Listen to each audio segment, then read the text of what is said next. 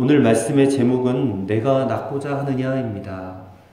오늘 본문은 명절 유대인의 명절에 예루살렘으로 올라가신 예수님께서 베데스다라는 연못가에서 38년 된 병자를 고치신 사건, 그 이야기를 다루고 있습니다. 베데스다라는 곳은 예루살렘 동쪽에 있는 문을 양문이라고 그러는데 그 양문 곁에 있는 아주 작은 연못이라고 합니다. 근데 그 연못이 간헐적으로 막 물이 솟아나는 그런 온천이라고 알려져 있습니다.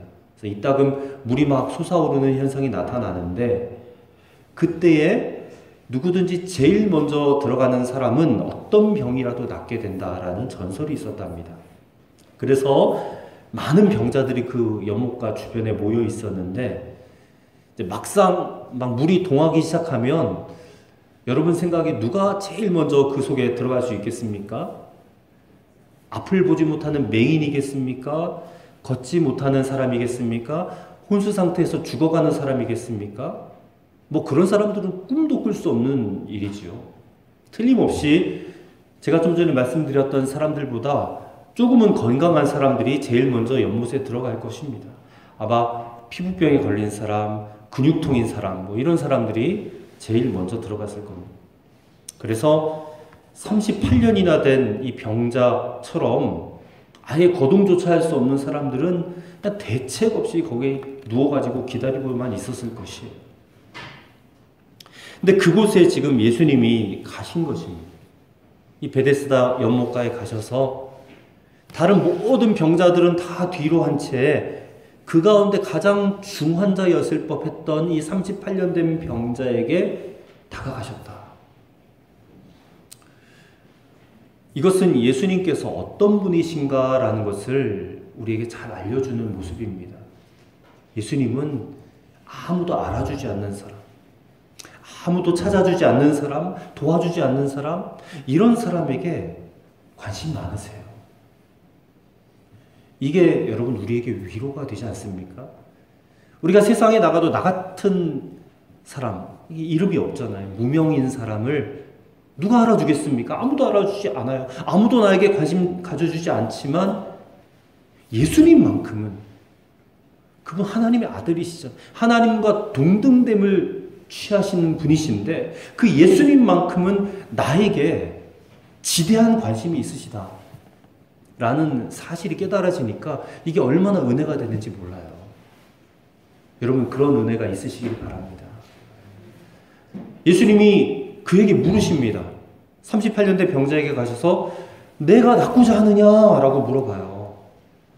사실 그 병자 입장에서는 이건 너무나 당연한 질문 아닙니까? 뭐 물어보나 마나죠. 당연히 낫기 원하죠. 38년이 지났는데 뭐 어떤 사람이라도 모든 것 다 포기할 만한 그런 세월을 지냈습니다. 근데 이 사람에게 예수님이 물으시기를 네가 낫고자 하느냐? 여전히 네 마음속에 낫기 원하는 그 소원이 있느냐? 그를 물어보고 계신 겁니다. 근데 그 질문에 38년 된 병자가 뭐라 대답하느냐? 주여 물이 동할 때 나를 못에 넣어줄 사람이 없어 내가 가는 동안에 다른 사람이 먼저 내려가나이다. 그렇게 대답을 해요. 내가 낫고자 하느냐라는 질문 앞에 감히 내가 낫고자 합니다. 낫기 원합니다. 이렇게 대답하지 못하고 그냥 물이 동할 때 나를 먼저 넣어준 사람이 없습니다. 뭐 이런 얘기를 하는 거예요. 왜 이렇게 말하는 것일까? 그가 이미 낙심에 사로잡혀 있었기 때문에 그래요. 낫기는 원하지만 나을 수 있는 가능성이 전혀 없는 것. 그런 자신의 처지가 지금 이러하다라는 것을 지금 토로하는 거예요. 낙심에 사로잡혀 낙심천만입니다. 지금. 저는 처음에는 이 38년 된 병자가 어떤 특별한 케이스인 사람인 줄만 알았습니다. 그러나 말씀을 읽어보면서 묵상하면서 이 사람이 바로 우리 자신이구나, 나구나 라는 사실을 깨닫게 됐습니다.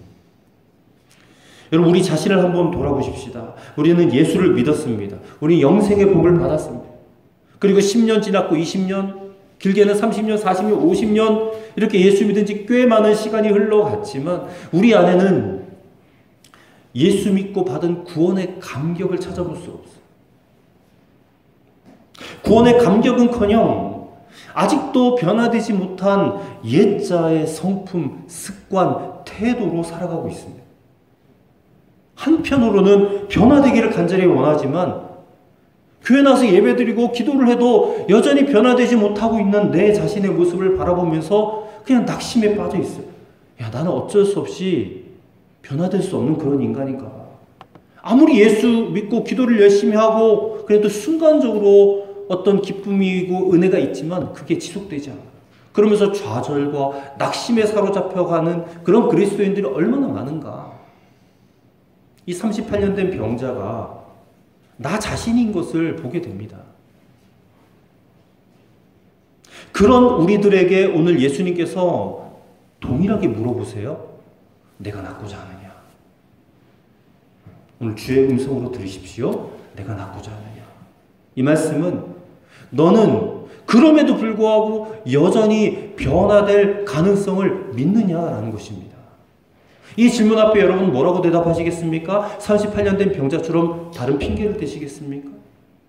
오늘 우리도 예수님의 이 질문 앞에 서 있는 겁니다. 여전히 나는 변화되지 않아. 여전히 내 안에 있는 이 마음의 질병, 영혼의 질병은 낫지 않아. 이런 우리의 모습 속에서 38년 된 병자의 대답처럼 해서는 안 됩니다. 그렇다면 우리는 이 예수님의 질문 앞에 어떻게 반응해야 될 것인가? 오늘 이 질문을 가지고 말씀을 한번 상고해 보고자 합니다. 첫째로 우리 자신의 처지와 환경을 생각하지 말고 바라보지 말고 예수 그리스도를 바라보라는 것입니다. 예수 그리스도만을 바라봐야 된다. 예수님이 우리에게 내가 낫고자 하느냐라고 물어보신다면 누구나 아멘 할 것 같지만 그렇지가 않습니다. 분명히 그렇습니다. 주님, 저는 낫기를 원합니다. 저는 변화되기를 원합니다. 하지 못하고요. 나으면 좋지요. 변화되면 좋지요. 하지만 주님, 제 처지를 좀 보십시오. 이건 도저히 나을 수 있는 처지가 못 됩니다. 이렇게 핑계대고 대답할 분들이 적지 않습니다. 낙심에 사로잡혀 있어서.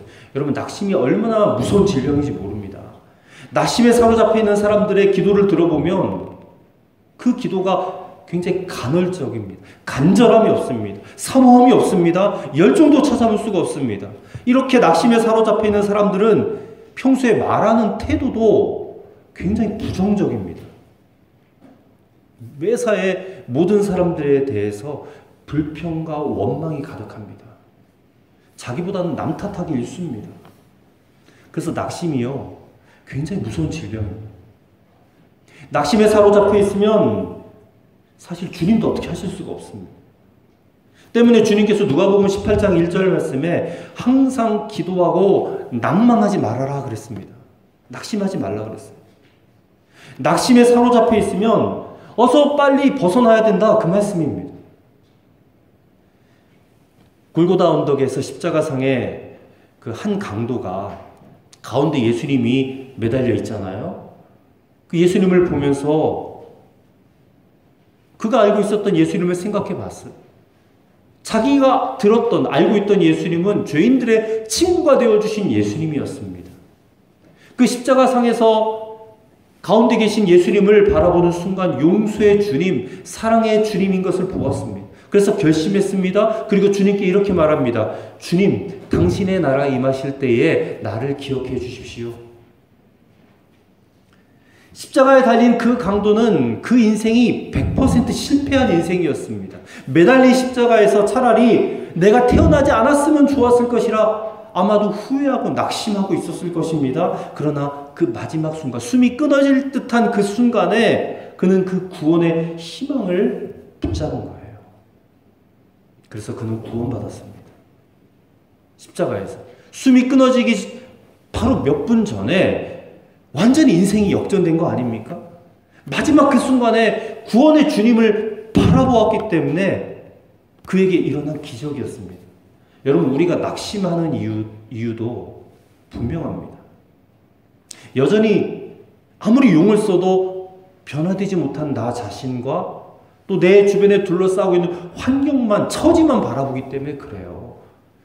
여러분의 그 시선, 거기에 머물러 있던 그 시선을 빨리 돌려서 주님을 바라봐야 돼요. 주님을. 이것이 여러분 믿음입니다.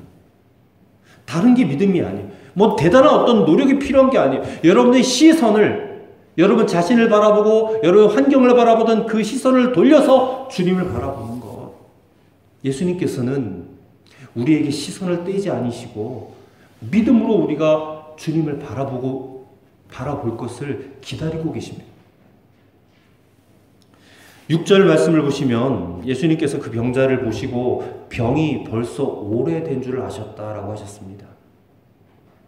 38년 된 병자도 자기 처지를 봤을 때 낙심할 수밖에 없어요. 하지만 예수님은 그 병자를 볼 때 전혀 낙심하지 않으셨습니다. 여러분, 우리 역시도 우리 자신을 바라보면, 자꾸만 우리만 바라보면 낙심에 빠질 수밖에 없어요. 그건 당연한 일이에요. 하지만 주님은 우리를 바라보고 우리 처지를 바라봤을 때에 전혀 낙심하지 않으신다. 그럼 뭐가 중요합니까? 주님은 전혀 낙심하지 않으시는데 나는 내 처지 바라보고 낙심하고 있어. 그럼 우리의 태도가 중요한 겁니다. 우리가 우리의 시선, 내 환경과 내 처지를 바라보고 한숨 짓고 낙심하고 있는 그 시선을 빨리 예수님께로 돌이켜야 돼요. 나를 지금 바라보고 계시고 희망을 갖고 계시는 그 주님께로 내 시선을 향하고 그에게로 얼굴을 돌려야 돼요. 그때 주님께서 우리에게 이렇게 말씀하실 것입니다. 일어나 내 자리를 들고 걸어가라. 아멘이시죠, 여러분? 오늘 주님의 얼굴을 바라보시기 바랍니다. 제가 주보 간지에 넣어드렸던 찬양 가운데 괴로울 때 주님의 얼굴을 보라고 그랬어요. 아주 오래된 복음성가인데 오늘 메시지하고 너무 딱 맞는 것 같아가지고 넣어드렸는데 이따가 찬양해 볼게요. 여러분에게도 그렇게 말씀하실 거예요. 일어나 내 자리를 들고 걸어가라. 예수님의 그 얼굴이 진실을 말하는 거예요. 만약에 그분이 낙심에 빠지신다면 우리에게는 희망 없습니다. 하지만 그분은 낙심하시는 분이 아니세요. 그 주님이 저와 여러분 안에 계시잖아요. 그럼 우리도 낙심할 이유가 전혀 없는 겁니다. 그리고요, 우리를 바라보고 계신 예수님은 결코 낙심하지 아니하십니다. 십자가가 바로 그 증거입니다. 성령을 보내신 것이 바로 그 증거입니다. 그래서 우리는 우리 자신, 환경, 처지 바라보지 말고 예수님 바라보자는 겁니다. 그것이 우리의 믿음이라고 했어요. 우리의 변화는 예수님 바라볼 때에 일어나게 되는 것입니다. 두 번째로, 낙심의 원인이 뭔가 그걸 알아야 되는데요. 예수님은 그 낙심의 원인이 바로 죄 때문이다라고 선언하고 계십니다. 죄 때문이다. 사실 38년 된 병자는 병고침을 받을 만한 믿음을 소유하고 있지는 않았습니다. 우리가 다른 병자 치유하는 사건들을 보면 거의 대부분 자신의 믿음을 고백하고 치유를 받잖아요. 근데 38년 된 병자는 그런 기사가 없습니다. 내가 주님을 믿습니다. 뭐 병 나을 것을 믿습니다. 이런 고백이 전혀 없는데 그냥 고침받았어요. 주님의 특별한 은혜지요. 믿음이 없어도 이렇게 기적의 역사를 경험하기도 하는 이유는 단 한 가지 뿐입니다. 그것은 그 기적을 보고 기적을 일으킨 이가 누구냐, 그를 똑똑히 알고 믿으라라는 거예요. 하지만 13절에 보니까 이 38년 된 병자는 자기를 고쳐준 분이 누군지를 알지 못하였다라고 말씀하고 있습니다. 알지 못했다라는 것은 물론 예수님이 빨리 그 자리를 피하셨기도 했겠지만 그 자신이 예수님이 누구신지 알려고 하지도 않았던 것 같아요. 관심이 없었던 것 같아요. 그냥 병 나은 것만 너무 좋아가지고 기뻐가지고 들떠서 집에 돌아간 것 같아요. 근데 10절에서 어떤 유대인들에게서 안식일에 자기 자리를 들고 간다라고 지적을 받아요. 그래서 38년 된 병자는 뭐라고 변명을 하느냐? 나를 낫게 해준 그 사람이 이 자리를 들고 거라고 해가지고 내가 들고 간 거다라고 그렇게 변명을 해요. 그래서 바리새인들이 그거 가지고 트집을 잡으니까 그것을 증명하기 위해서 다시 예수님을 찾아가는 것입니다. 그래서 예수님과 성전에서 다시 만났어요. 근데 여전히 이 사람의 관심은 그러니까 자기가 지적받은 게 너무 억울하다는 거예요. 그게 자기 잘못이 아니라 자기에게 그 일을 시킨 사람이 잘못한 거다라고 증명하는 그 마음뿐이라는 거예요. 오직 자기에게 자리를 들고 걸어가라고 해서 내가 지금 큰 어려움에 빠지게 됐다. 그 사람이 누구냐? 빨리 발견해서 내 무고함을 증명해야 되겠다. 이 마음뿐이었다는 것이에요. 이 사람은요, 자기가 왜 38년 동안 고생을 했는지, 그리고 고침을 받은 이후로는 어떻게 살아가야 되는지, 거기에 대해서 아무런 관심이 없는 겁니다. 우리가 꼭 그런 것 같아요. 예수님께서 이 사람을 다시 만나셨을 때에 그에게 더 큰 위기가 오고 있음을 보셨어요. 그래서 14절에 이렇게 말씀하세요.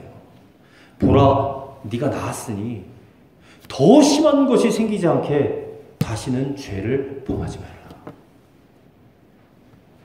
38년 동안 그렇게 지긋지긋하게 고생했던 그 병이 죄 때문이었다는 것이에요. 그리고 네가 만일 다시 죄를 지으면 더 심한 고통, 이전보다 더 큰 고통에 빠지게 될 것이다 라고 지금 말씀을 하고 계시는데, 이 사람이 그 말을 얼마나 귀담아 들었는지는 모르겠습니다.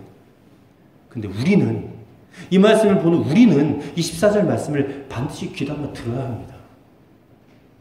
하나님은 우리가 구원받고 죄사함을 받았지만 계속해서 죄를 지어도 괜찮다라고 하시지 않으셨습니다. 우리의 죄가 그냥 없어진 것이 아닙니다. 우리의 죄가 어떤 대가를 치르고 사하여졌는지 정말 아셔야 됩니다. 내 죄를 위해서 예수님이 십자가에서 어떤 고통 당하셨는지를 정말 여러분 안다면 우리는 죄와 싸울 수밖에 없어요. 하지만 많은 이들이 구원받았음에도 불구하고 낙심하며 삽니다. 낙심의 이유도 성경이 밝히고 있습니다. 예레미야 5장 25절 말씀에 너희 죄가 너희에게 오는 좋은 것을 막았느니라 라고 했습니다.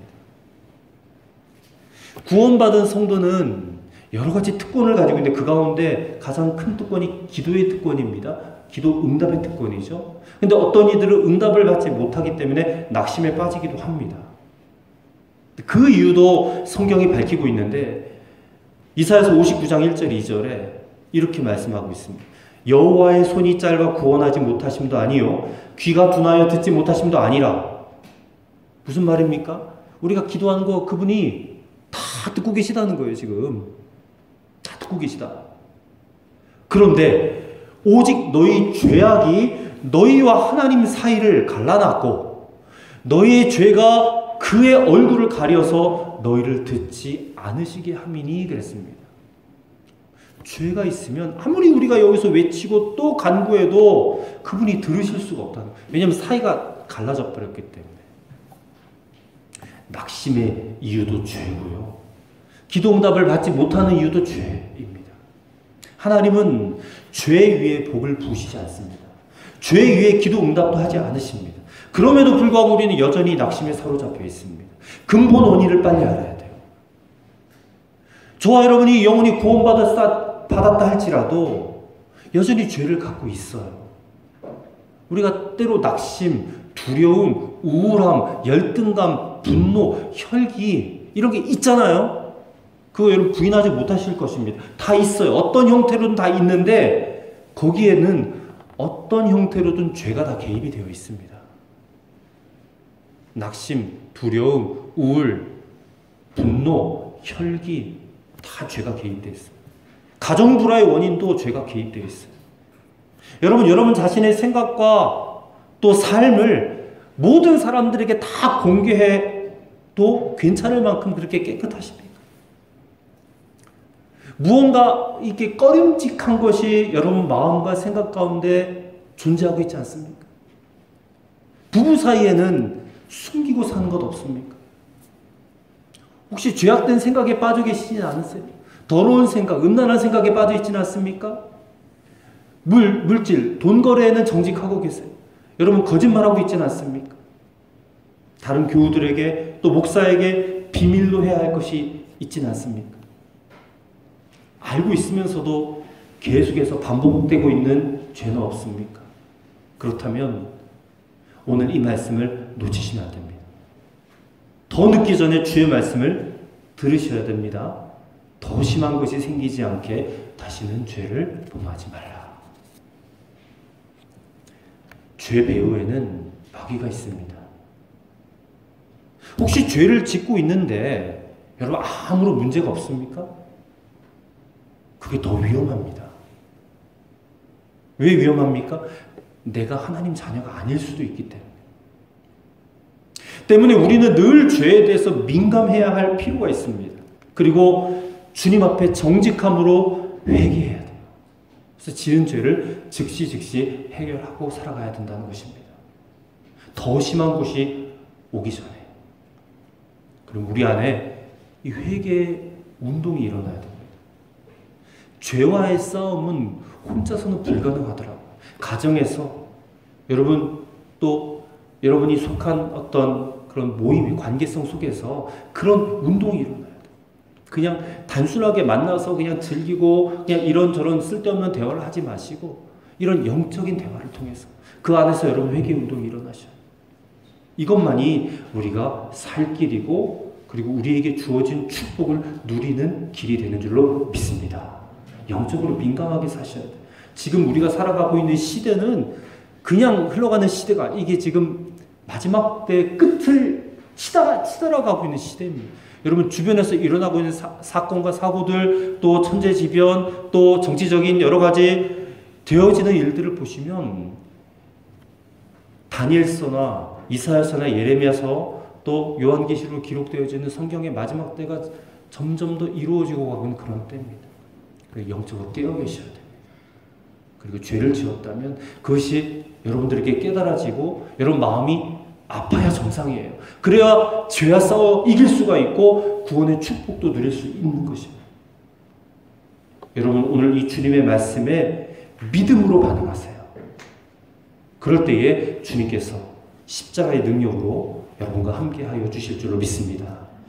마지막 세 번째로 오직 십자가의 사랑만이 우리를 치유하고 변화시킨다라는 것입니다.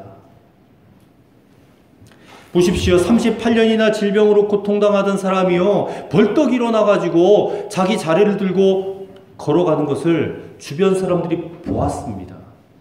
그 사람들이 얼마나 놀랐을까? 얼마나 기뻐했을까요? 근데 현실은 어처구니 없게도 분노였습니다. 그 모습을 보는 사람들이 분노했어요. 왜요? 안식일 규정을 어겼다는 겁니다. 10절의 말씀 보세요. 이날은 안식일인데 내가 자리를 들고 가는 것이 옳지 아니하니라 했습니다. 당시 종교 지도자들, 서기관 바리새인들, 이런 율법주의자들에게는 이 병자가 치유되었다라는 것을 보는 기쁨보다는 율법 지키는 게 더 중요했어요. 그래서 38년이나 된 병마에서 벗어나 기쁘게 걸어가고 있는 그 사람을 보고도 오히려 분노하는 것입니다. 율법주의자들에게요. 이 안식일은 모든 율법보다 가장 중요한 계명이에요. 그래서 안식일을 지키는 것에 목숨을 걸어요. 지금도 유대인들은 안식일 목숨 걸고 지킵니다. 그것을 위해서 그들은 이 복잡한 안식일 규정을 만들었는데 이 장로들의 유전이라는 것을 보면요. 안식일 규정 하나를 잘 지키기 위해서 613가지의 모든 율법 가운데 234개가 안식일 율법이에요. 3분의 1이 안식일을 지키는 그 율법 분량이라는 것입니다. 대단하지 않습니까, 여러분? 근데 이 율법 준수의 입장은 예수님도 다르지 않습니다. 마태복음 5장 17절 말씀에 보면 예수님이 이렇게 말씀하셔요. 내가 율법이나 선지자를 폐하러 온 줄로 생각하지 말라. 폐하러 온 것이 아니요 완전하게 하려 함이라 했습니다. 또 마태복음 5장 20절에는 내가 너희에게 이르노니 너희의 의가 서기관과 바리새인보다 더 낫지 못하면 결코 천국에 들어가지 못하리라 했습니다. 예수님도 누구보다도 의롭게 살기를 완벽한 율법 준수를 강조하셨어요. 예수님도. 근데 예수님과 그 종교 지도자들과의 다른 점이 하나 있는데 그 다른 점이 뭐냐면 사랑입니다. 그러니까 예수님은 율법 준수가 율법의 핵심이 바로 사랑이다라고 말씀하고 있어요. 마가복음 12장에 보면 하나님을 사랑하고 이웃을 사랑하는 것이 율법이요 선지자라 그러지 않습니까? 그 사랑에 기반된 율법 준수. 그래서 안식일임에도 불구하고 그 병자를 사랑하는 마음으로 고쳐주셨다. 사랑이 예수님에게는 최고였어요. 근데 율법주의자들, 종교 지도자들의 의로움이라는 것은 사랑이 빠져버려서 거기에는 그냥 율법 조항을 빠짐없이 지키는 것이에요. 예수님과 그들의 차이가 바로 이것이라는 겁니다. 근데 예수님은 그들보다 더 나은 의로움을 지금 강조하고 계세요. 바로 사랑하는 것입니다. 이 말은 우리가 사랑하지 못하면 율법주의자들보다 더 낫지 못하기 때문에 천국에 들어갈 수 없다는 거예요. 굉장히 무서운 말이 되는 겁니다. 우리 믿으면 천국 간다 그러는데 예수님은 그 믿음이 사랑하는 믿음이냐. 그래서 사도 바울도 사랑으로 역사하는 믿음이라고 했어요. 야고보서에서는 행함이 없는 믿음은 죽은 믿음이라고 했어요. 그 행함이 뭡니까? 사랑이에요. 그냥 믿음이 아닙니다. 지금 내가 신앙생활을 잘하고 있는지 아닌지는 내가 누군가를 대할 때, 가족을 대하든 이웃을 대하든 나를 아프게 한 사람을 대하든 그 사람을 대할 때 사랑으로 대하고 있는가, 그것으로 분별을 할 수가 있어요.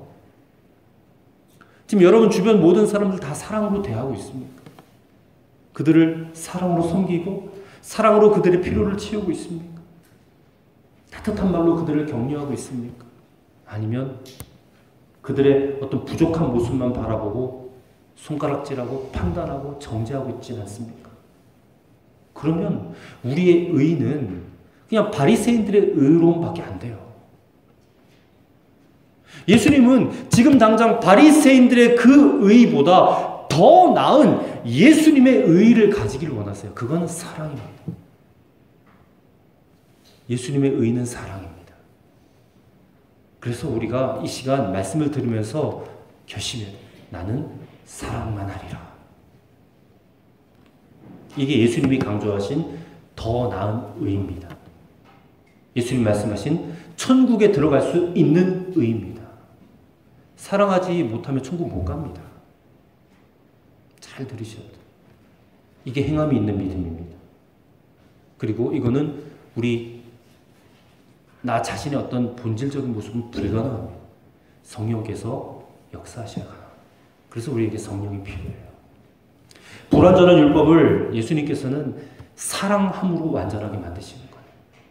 안식일 규정을 어기면서까지 병자를 고쳐주신 것도 사랑함으로 율법이 완성되기 때문에 병자를 치유하고 고치시는 사건은 오직 주님의 사랑 때문에, 십자가 사랑 때문이에요. 주님이 십자가를 지신 것도 우리를 사랑하셨기 때문에 십자가를 지셨어요. 그래서 십자가의 사랑을 해요.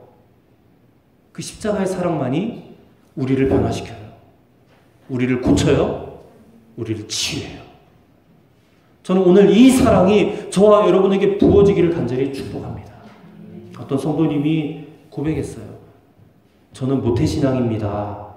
열심히 교회를 다녔고요. 교회를 한 번도 떠난 적이 없었어요. 주일 예배 한 번도 빠진 적이 없었어요. 저는 율법적으로 완전했어요. 하지만 저는 너무나 바리새인의 의로움만 가지고 있었습니다. 그렇게 신앙생활을 하다 보니까 기쁨도 없었고 감격도 없었고 무엇보다 사람들 손가락질하고 비판만 하고 살았습니다. 제 기준에 합당하지 않으면 목사님이건 장로님이건 부모님이건 또 교회 누구건 저는 끊임없이 부정적으로 말하고 판단했습니다. 그런데 예수님을 만나고 보니까 그런 사람들이 나에게 얼마나 감사한 사람들인지 그들의 허물조차도 사랑스러움을 제가 느끼게 되었습니다. 이렇게 고백하더라고요. 오늘 예배드리면서 하나님 앞에 한번 이렇게 기도해 보십시오. 하나님, 나를 변화시키실 수 있는 분은 오직 주님밖에 없습니다.